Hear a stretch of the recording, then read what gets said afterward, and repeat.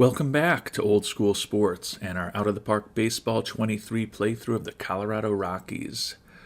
We are about to begin the 2051 to 2052 offseason, and we've got some work to do with these Rockies. We had the best record in baseball this past year, earned home field advantage throughout the playoffs.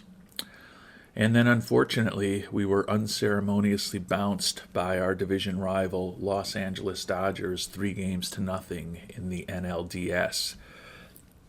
So despite the fact we had home field advantage in that series, and last year we had home field advantage as the wild card, and we were dropped 2-0 by another divisional foe, the San Francisco Giants.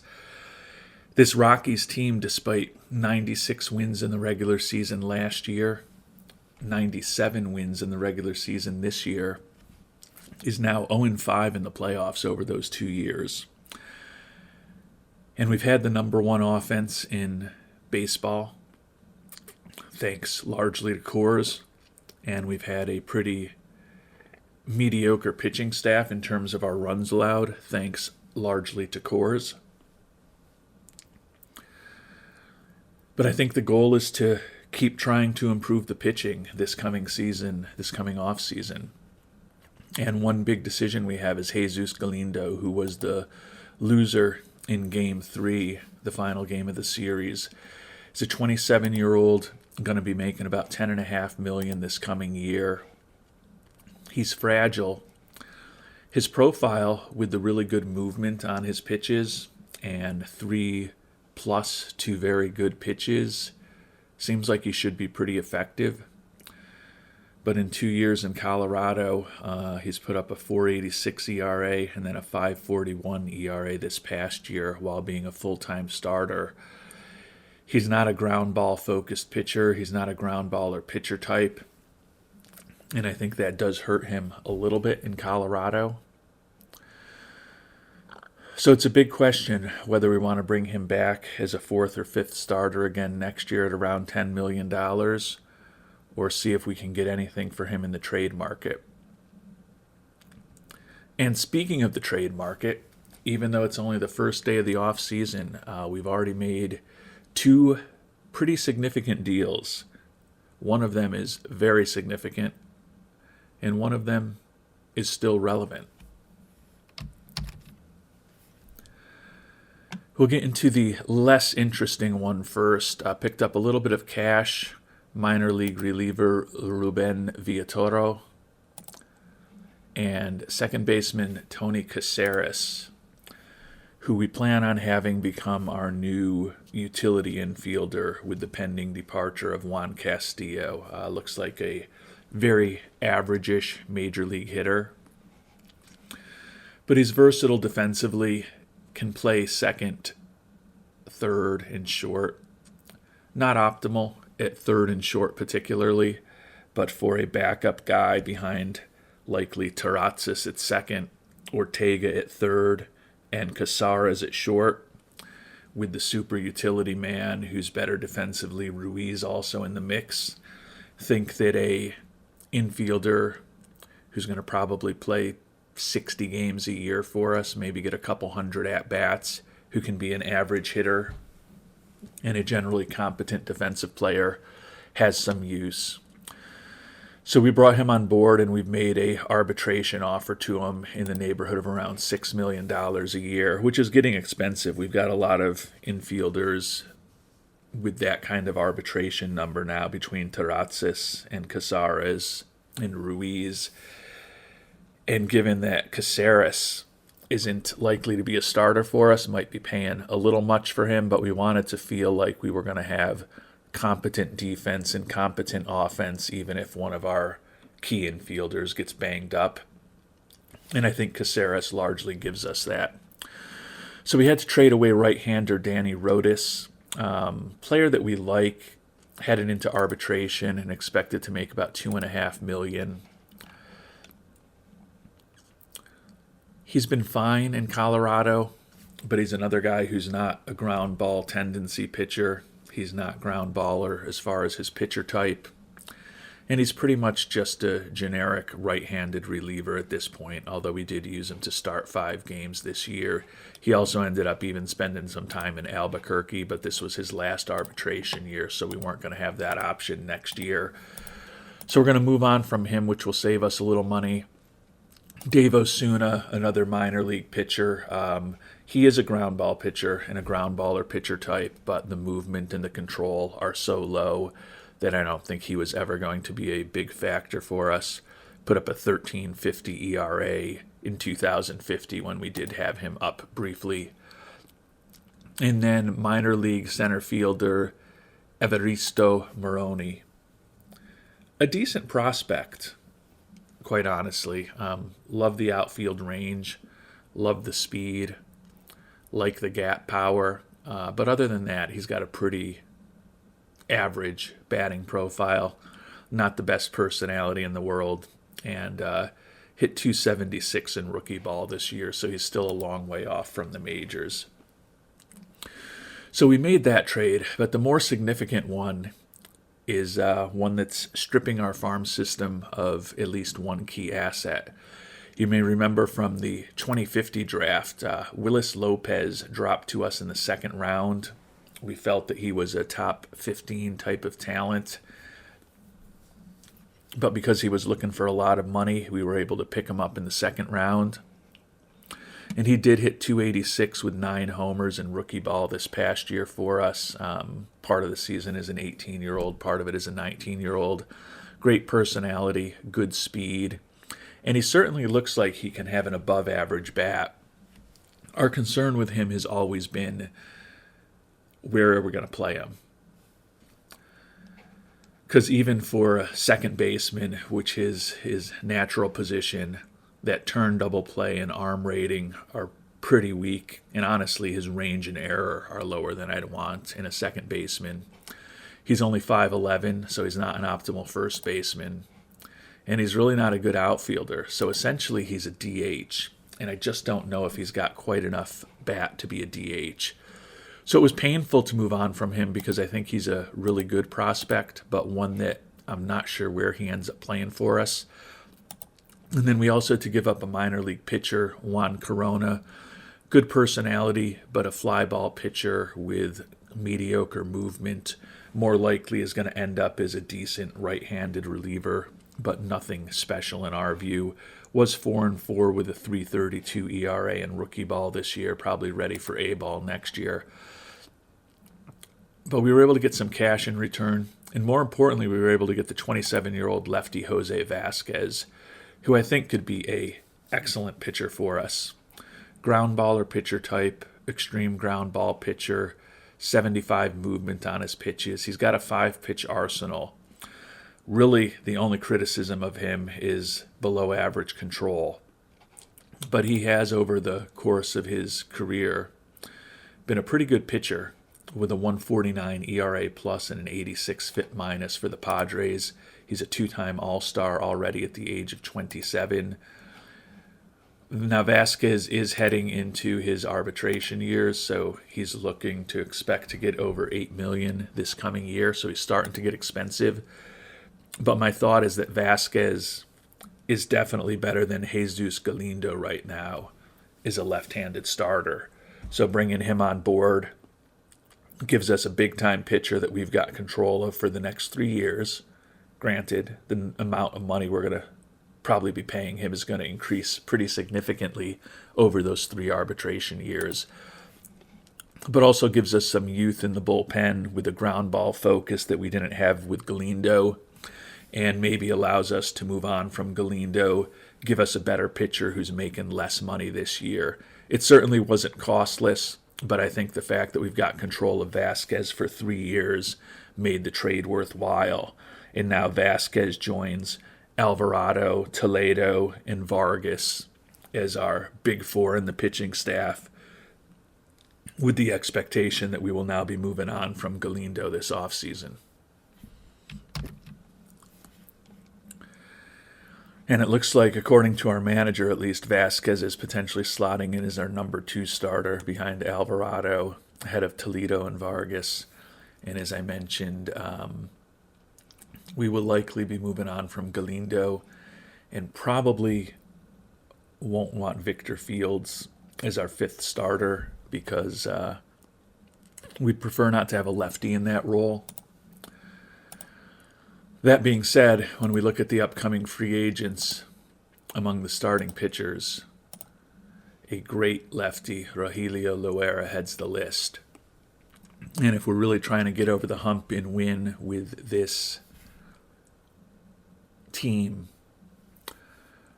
bring in possibly the greatest pitcher in baseball history on board would perhaps be a way to do that. He's out with an undisclosed injury right now. He is 39 years old, but still led the AL in pitcher war this past year.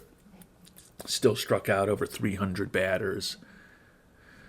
So there's definitely potential for him to join our team. And if he did, we'd be happy to go with 4 lefties. But there's a few other pitchers out there that we're interested in as we've kind of scouted things out.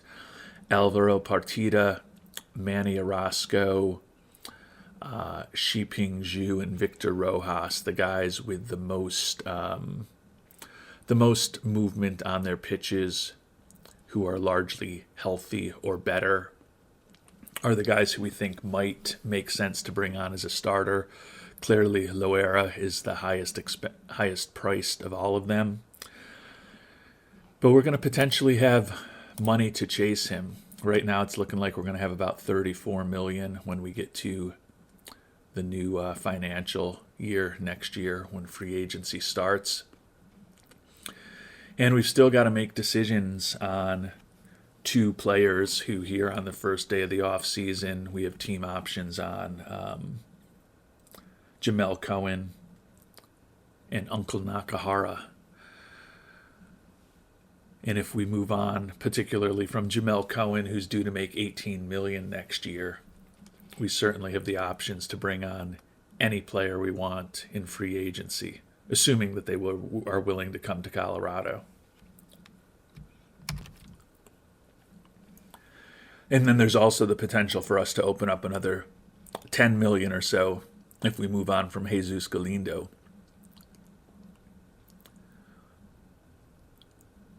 So I think we're in a really good position financially right now. And Jose Vasquez, the new addition, as I mentioned, looking for a little over $8 million in arbitration, most likely. But he's also willing to talk a long-term deal with us.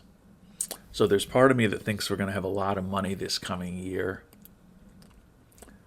particularly with moving on from Jesus Galindo. So we could give him a bit of a front-loaded contract and maybe come up with something that would work. Would certainly like to buy out some of those free agent years. I think that with his extreme ground ball tendencies and the great movement on his pitches, he could be pretty successful here in Colorado. The control bothers me, but you look at his walks, not excessive, 3.5, and 3 per 9 over the 3 full years he spent in the majors. Not ideal, but he's not, recklessly wild. So I think he could be a pretty darn good pitcher for many years to come and wouldn't mind trying to get him locked up.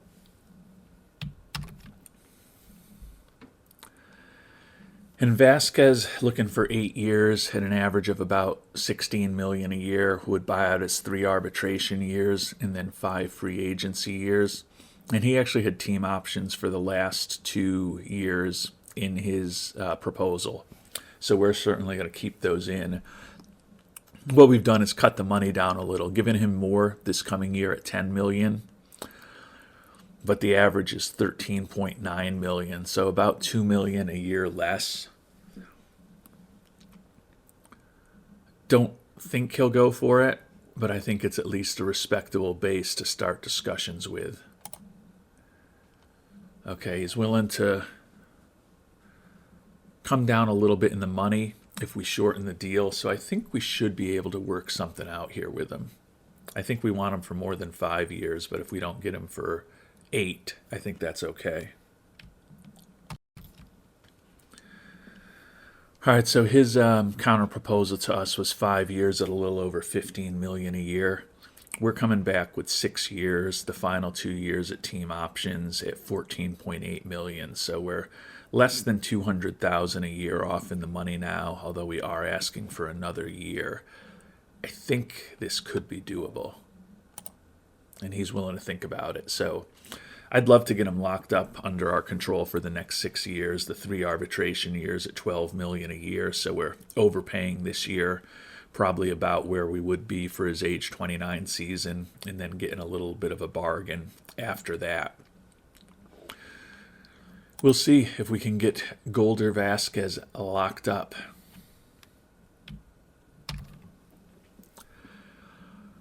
And I think we've got a trade for Jesus Galindo figured out, which will take off the $10 million-ish that he's expected to make in arbitration.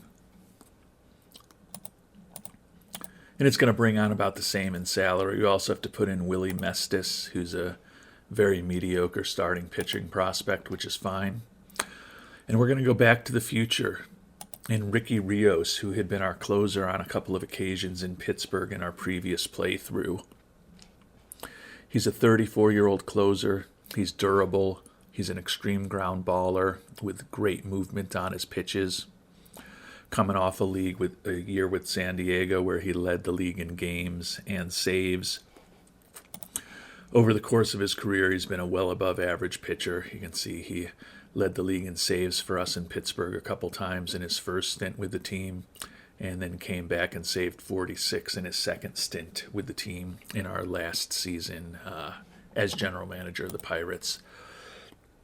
We are going to have a hole at closer this year with Omar Jones moving on, who we're going to make a qualifying offer to that we don't expect him to pick up. The qualifying offer is $18.9 million. He's looking for $25+ million a year over 4 years, so I don't think he'll pick that up. If he does come back and accept it, throws a bit of a wrench in our plans. But we're able to get the Padres to cover $6 million of Rios' contract, so he's going to make $11 million next year as our closer. So basically a wash on the money with Galindo, but it fills one more hole that we have on the roster, and really I think makes us in a situation where the only pitching help we're going to need this offseason is a starter. So we're going to go ahead and complete this trade. Thank Mr. Galindo for his time with the team, but we are moving on from him. We think that Vasquez is an upgrade to Galindo, is a starter. Fans are excited that Ricky Rios is on board. Pushed our fan interest up to 99, so we should be up over 100, hopefully, when we start signing some of our other arbitration-eligible players. And you can see money for extensions is now at a point where we can still basically do anything we want this offseason. Speaking of this offseason, you've seen us trade away a few pretty good prospects, but right now our minor league system still ranks first overall, which is pretty good improvement over the 3 years we've been running this team. I think we were 18th when we took over, and we dipped to 19th, I believe, in the early stages. Elijah Smith, who we picked number 3 overall last year, is our top prospect, one of the top pitching prospects in all of the game, ranked number 8 overall. Alex Ramirez is a guy who was a scouting discovery before we took the team over. Happy to have him in the system. Probably going to be moving up to A-ball next year. Cameron Miller, another guy who was in the system, first-round pick, 33rd overall in 2048 before we took over the team. Nice pitching prospect who split last year between A-ball and high A. Probably will be in double A this coming season. Yoel Bueno, who was our first international free agent signing back in 2049, is the number 40 prospect in baseball. Looks like he could be a really good hitter in Colorado. Did hit .312 with 6 homers in his introduction to rookie ball this past year as an 18-year-old. And Roger Gonzalez, who was our international free agent signing this year, another guy who looks like he could have an absolutely devastating bat. So 4 top 40 prospects, 5 top 100 prospects, and a pretty good organization overall. So that's made me a little more comfortable with some of the trades that we've made earlier today, stripping some of the talent away from our minor league system, but not the top end of the talent that we do have in our farm system right now.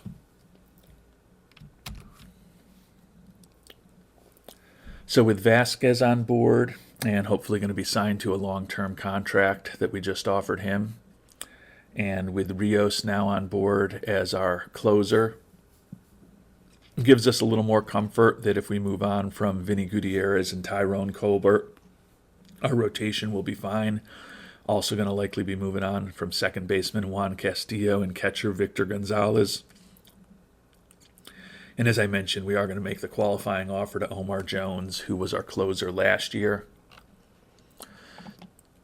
We've made offers at this point to most of the arbitration-eligible players we have left. The only one that we haven't is Chris Rodriguez, 30-year-old catcher, who we picked up as a minor league free agent signing last year. He did come up a little bit when we had some injury issues. He could be a decent backup catcher for us next year. I just don't know if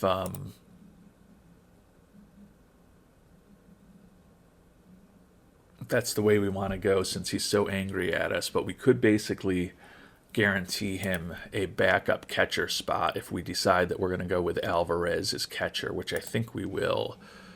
So let's see what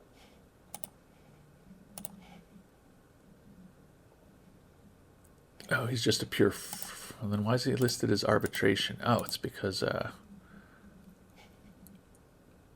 okay, the team's offered him $950,000. Does he even want to talk contract with us? Yeah, he's not interested in talking contract with us. Maybe we do make an offer to him to at least give us the optionality to have him as our backup next year. I think he would hit enough. You can see he's been with Boston in the majors as kind of their backup the last couple years. Hit 270 one of those years, then dipped to a $198. Hit just 200 when he was up with us this year. So not a great bat, but respectable defensively. Looks like he's decent in the clubhouse.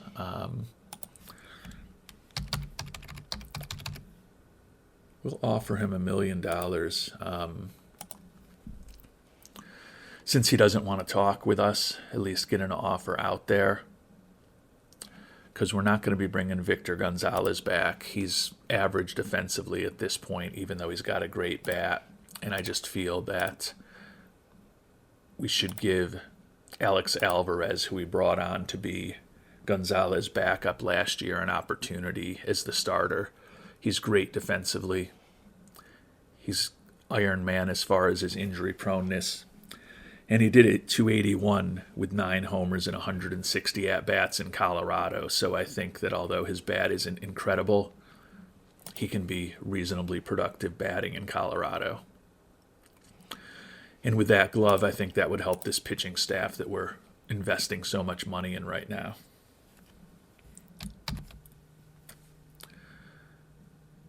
So with bringing on Rios and his contract, you can see the amount of money we have potentially is getting smaller, and at this point it is certainly not enough if we did decide that we wanted to bring on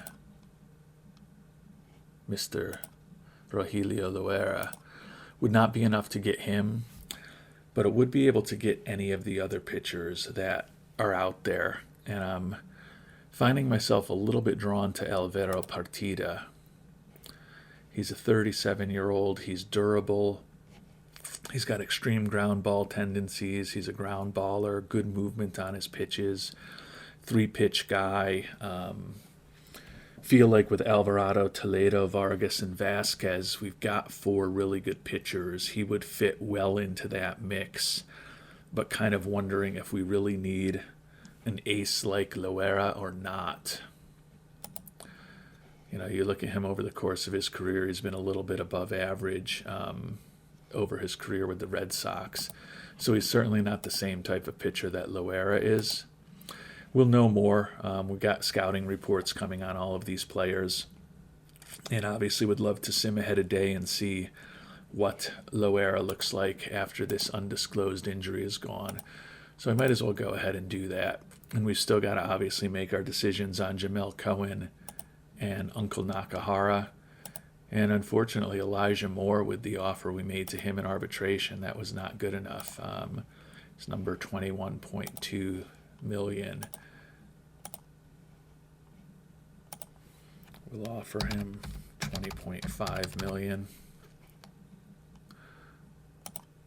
Hopefully that will work. That's, I think, a couple $100,000 more than what we offered him last time that he was unhappy with coming off of a possible MVP season.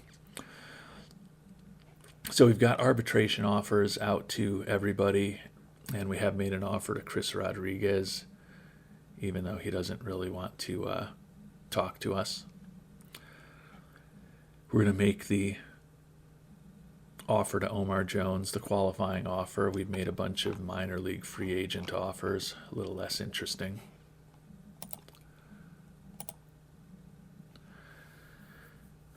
But we've now got to make a decision on Jamel Cohen and Uncle Nakahara. Uncle Nakahara is good value. And he's been a very productive player while healthy. But he's wrecked physically. He's going to turn 39 next year. He has hit 38 homers in his time in Colorado, which, given that he's had, barely over 500, 550 at-bats, something around that, is a pretty good production.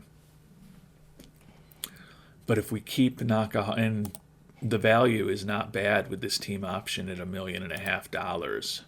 The concern is that he is a left-handed bat, and keeping him on the roster means that Manlio Milhinhos, 25-year-old left-handed hitter, all he did was hit .343 his first year with us as a Rule 5 guy, and then hit .330 in Double-A last year. Either he will lose a roster spot, or the young first baseman Adam Fields, who we picked up in the Rule 5 draft this past year, who hit .280 for us in 157 at-bats and looks like he could be a real interesting left-handed hitter also.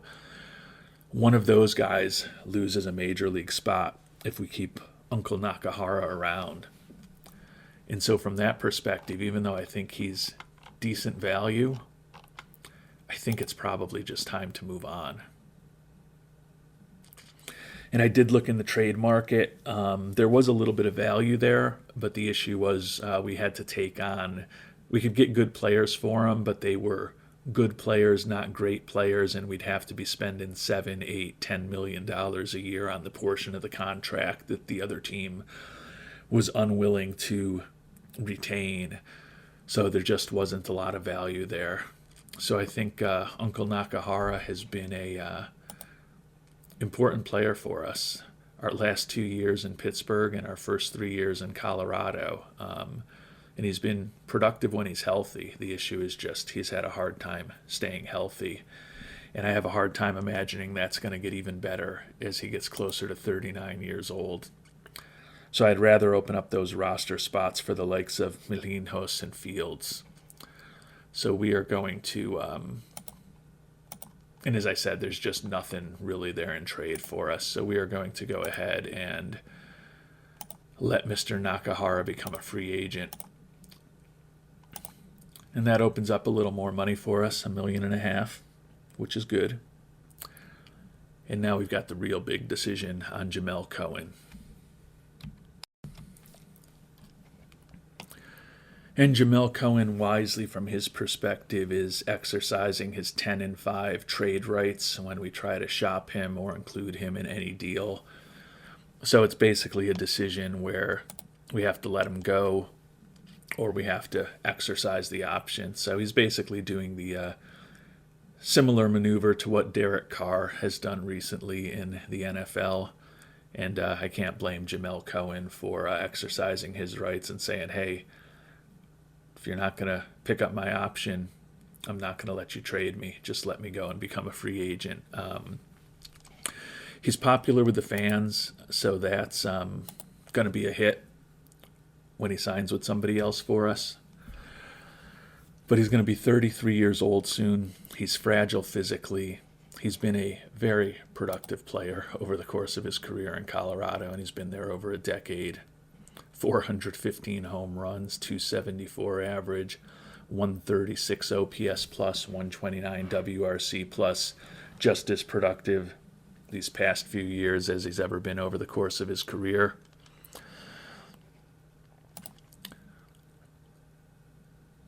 Given where we are financially,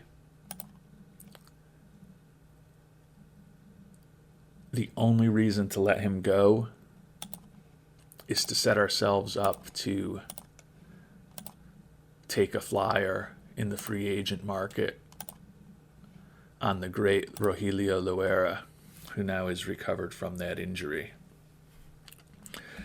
Letting Cohen go would allow us to be players for Rogelio Loera. Now, I don't know that we want to be players with him for a 3-year deal, but if we could get him, for 2 years with a team option for the second, front-loaded, it might not be a bad contract. It would certainly give us a true ace for the top of our rotation, would give us a fourth lefty in the rotation, which might not be perfect, but we can get any other pitcher we want without letting Cohen go, but we can go after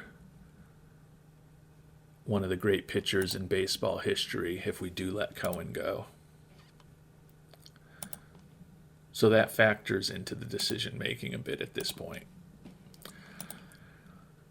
And when I look at Jamel Cohen, particularly you look at his ratings against right-handed batters, and he still is a solid, productive major league hitters against right-handed pitching. But then I look at what the Rule 5 guy that we brought on board last year, Adam Fields, looks like against right-handed pitchers, and he doesn't have quite the same power in his eyes, not quite as good.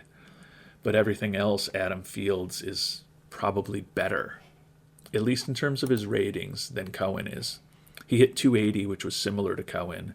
He did only have 4 homers and 157 at-bats, so that home run power is not quite there yet. But he's durable rather than fragile, and he's a decade younger. Neither one of them brings much to the table defensively. And keep in mind, Elijah Moore is most likely going to be our first baseman anyways. We're really talking most likely about a DH spot. And I feel like Adam Fields can potentially give us 90% of the production of Cohen for a fraction of the price. And then I've also talked about potentially getting Manlio Milinhos more at-bats. And he's also better against right-handers than he is against lefties, being a left-handed batter. So I think we're going to let Cohen go because I'm trying to win it all with this team.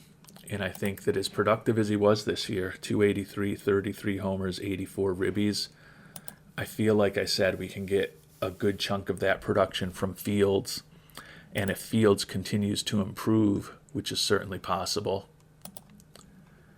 and if Cohen starts regressing a bit, which is a 33-year-old guy who's fragile, is certainly possible, the production could be pretty close to even next year. And we're saving a ton of money, and we are at least giving ourselves the option, if Rogelio Loera does end up hitting the open market, we at least give ourselves the options to be a player with him. Bring him on for a year or two to front our pitching staff and hopefully get us over the hump to not just win some games and win some series in the playoffs, but ultimately win a World Series. So it's a tough decision, and the fans will not be happy when Mr. Cohen is moving on, but as much as there is part of me that we just keep him on board and keep a great professional bat with us next year and still have $28 million to sign basically any pitcher we want except Loera. Cutting Cohen gives us the opportunity to go after Loera. And we are a win-now team coming off of 2 straight seasons with 96 and 97 wins. Fortune favors the bold, and I think this is a bold move to potentially move on from a longtime star to give us the opportunity to potentially bring on somebody who can get us over the hump. So we are going to void the last contract year of Jamel Cohen's contract. And you can see that simple decision has us with the money that we would potentially need if Rogelio Loera is willing to talk turkey with us in a few weeks. And we are now starting to hear back on all of the minor league offers that we made, and more importantly, the major league offers. Jose Vasquez, who we recently picked up in the trade, signed that 6-year, $14.83 million a year extension. The fans are excited about that. Tony Padilla signed his arbitration number with us, or avoided arbitration more accurately. Rogelio Terrazas also signed. You can see a lot of minor league free agents coming back. Jordan Cassara is going to be back at shortstop. Fans pleased by that. Danny Ruiz is going to be back as our super utility guy, maybe our second baseman. Fans very excited by that. And we've got our scouting report on Rogelio Loera, still rated as 5 stars by our scout. So this is as recent a scouting report as we can get. And certainly with that incredible changeup, excellent cutter, and very good splitter, as well as the great movement on his pitches, the extreme ground ball tendencies. You know, you feel nervous about a 39-year-old pitcher, but he's normal in terms of his injury proneness. And we will have an option to potentially make a play for him in free agency now if he does hit free agency. So we're still waiting to hear from the new addition Caceres, Elijah Moore, and Victor Fields as far as the arbitration offers we've made to all of those players. You can see that Nakahara and Cohen now listed among our free agents. I do think that the only one we're going to make the qualifying offer to is Omar Jones.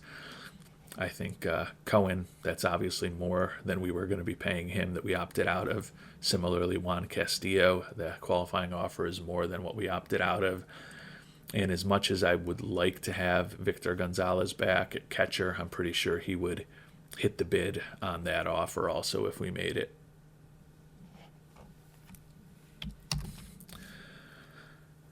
And with those recent signings, fan interest now, I'm sure, up over 100, even though it shows as 100, gives us a little bit of a cushion for when we start losing some of those big-time players, because there's no doubt that the departure of the 11-year veteran with the Rockies, Cohen, is going to hurt. Omar Jones is a popular player. Victor Gonzalez is popular. So we're going to be taking some hits in terms of popularity when those free agents start signing. So hopefully we'll get a few more of these guys signed and have a few tricks up our sleeve to add some talent when we do get to free agency.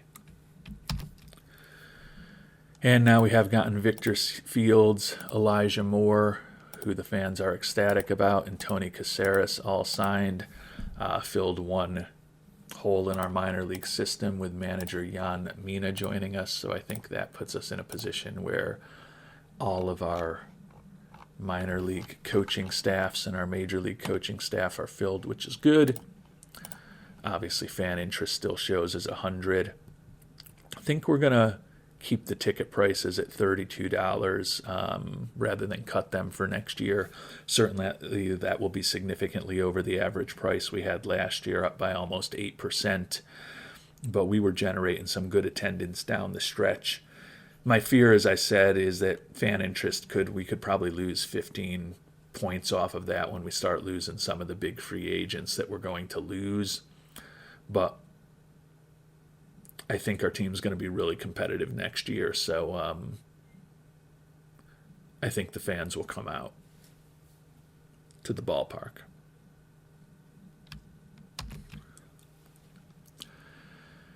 And we're getting into award season now. It doesn't look like we won any Gold Gloves today, but we've got Silver Sluggers coming up. Would think that we're going to be in play for several Silver Sluggers with the massive seasons that Carrillo put up in left field, Moore put up at first base, even the rookie right fielder Perez. You would think that Gonzalez at catcher would still be in the mix. So I think that as we get into award season, feel like we'll have some contention for Silver Sluggers. Feel that Bobby Perez is probably going to win Rookie of the Year. And then MVP, I don't know if Carrillo and Moore will kind of cancel each other out, and I think Bobby Perez will get some votes there too. But I think we've got potential for some hardware to be won by the Rockies over the next several days. Unfortunately, it's not the World Series trophy that we were hoping to win this offseason, but we're going to do everything possible to ensure that next year we'll be celebrating with a World Series trophy in Colorado. And we do have a personalized email on the Silver Sluggers, so we've got at least one of them. Victor Gonzalez, as I thought, won at catcher. Elijah Moore, as I thought, won at first. And that's it. Left fielder was Raul Sanchez, who did hit 58 homers, led the league with 58 homers. So I guess that makes some sense that Carrillo did not win there, but did get a couple of a couple of Silver Sluggers. Gonzalez, who's going to be moving on after this year, and Elijah Moore, who we recently signed to that big arbitration extension. And not a shock that Bobby Perez is Rookie of the Year. Got 20 out of 30 first-place votes. He had a really nice season for us. 263 average, 42 homers, 120 ribbies, 5 WAR on the season. And he led the league with 222 strikeouts.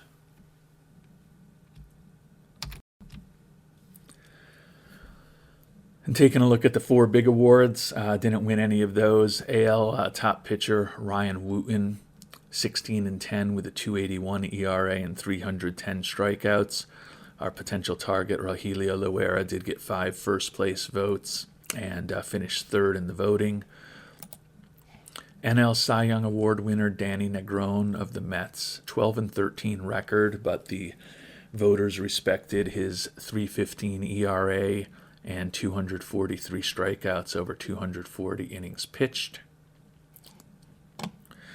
AL MVP Eric Davia of the Houston Astros, center fielder, hit 294, 38 homers, 81 runs driven in. Our old buddy Isaiah Hill finished 2nd in the voting. The former Pittsburgh superstar continues his Hall of Fame caliber career. Just turned 36 years old, and he's got 553 homers, 1,600 ribbies, career WAR of 73.8, and just had a resurgent season for the Yankees with a 624 slugging percentage and a OPS over 1, which both were best in the American League, along with his WRC+. And last but not least, we'll check in on the NL MVP. Obviously, we were not involved, but I think we're going to have some players who got some votes. Yeah, Raul Sanchez was a unanimous winner. 321 season with 58 homers and 155 ribbies, both of which led the league. 9.7 WAR, OPS plus and WRC pluses of almost 200. Yeah, that'll win an MVP award, but Robbie Carrillo finished 2nd in the voting. After a brilliant debut campaign in Colorado, all he did was finish 2nd in the National League with a 344 batting average, led the league in runs, hits, and triples, and oh, by the way, had 44 homers and 126 ribbies. Elijah Moore finished 4th in the voting, 310, 52, 129. Monster season for him, his first year with the Rockies. And as expected, the rookie Bobby Perez also got some votes, along with the former, or soon-to-be former, Rocky Jamel Cohen. got a couple of votes in his last go-round with the Rockies. And we did win our arbitration hearing with Chris Rodriguez, the catcher, who really didn't want to be with us. We offered him $1 million. He was looking for $2.8 million, so he was being a bit spiteful in his request, given that he had spent basically the whole year in AAA. That was an easy win for us.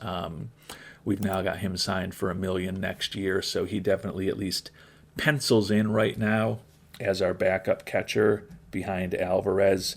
Clearly opportunity for us to go in a different direction in the offseason if we want to, bring in a big-time starter to supplant even Alvarez, or perhaps bring in a better backup than Rodriguez, but we've got options.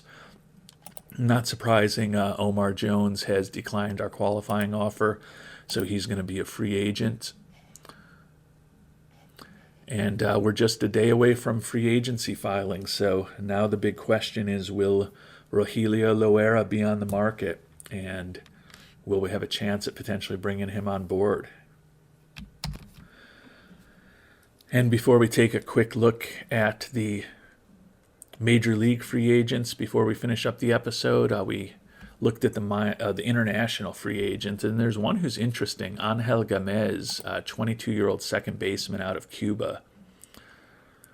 Certainly looks like an interesting prospect. Not a great player, but pretty versatile defensively. The arm is not great, but can certainly play second base. Has enough skill that he could play a pretty proficient left field where the arm is less important. Has enough range that could play him in center field if we had to as a backup. So he's got some versatility, got a good personality, and potentially has a good bat. He's also durable.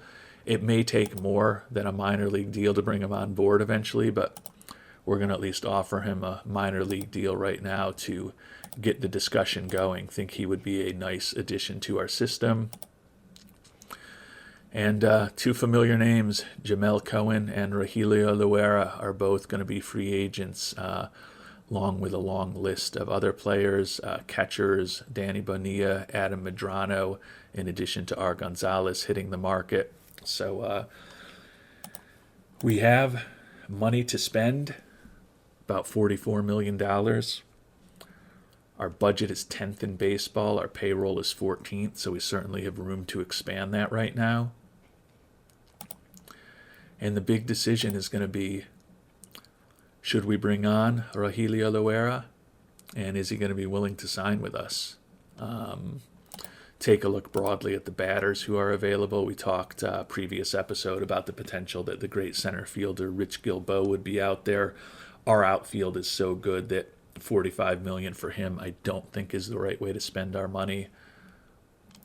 Jordan Moomin, love the home run power. That would play really well in Colorado, but again, outfield is not a huge need for us right now.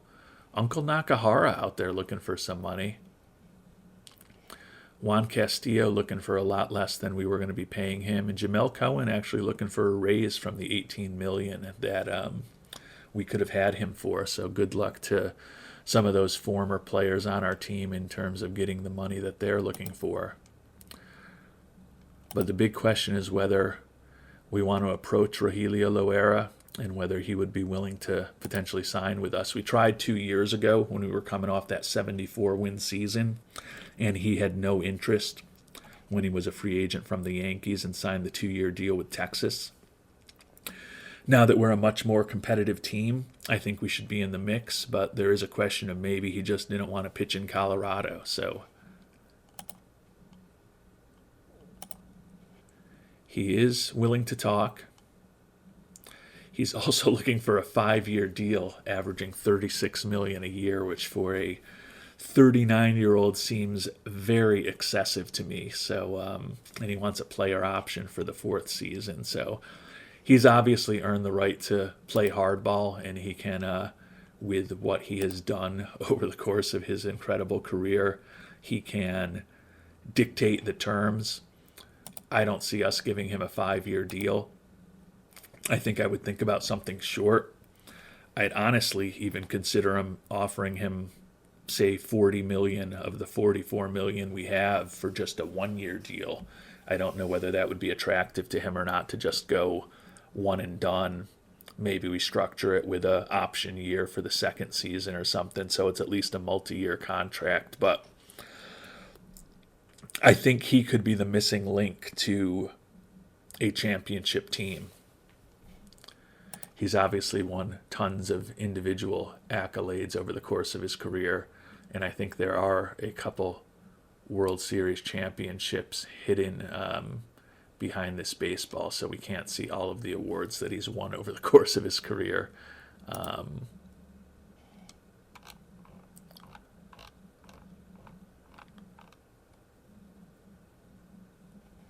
Actually, he's only won a championship once.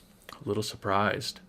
10 Cy Young Awards, but only a one-time champion, 14-time All-Star.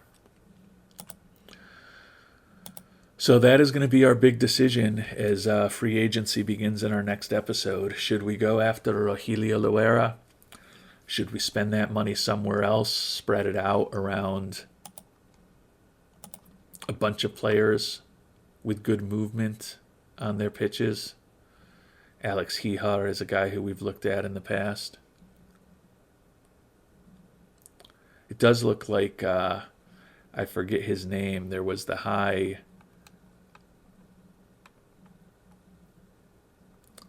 movement pitcher who we thought could be our fallback option, and it looks like he must have signed a deal with his team, because I believe he had 70 movement. Now, we did scout him, so it may have changed a bit, but even looking at the guys with 65 movement, he's not listed there, and I don't think it would have fallen that much. So I forget what his name was, but he was kind of going to be our potential fallback option at around $15 million a year, and it doesn't look like he's on the market anymore. So perhaps Rogelio Loera is meant to be. We'll give some thought as to whether we should write that large check in an effort to win a championship. Appreciate any thoughts you can share in the comments down below, and we'll find out what we decided to do in our next episode. Until then, thanks so much for watching, and hope you have a great day.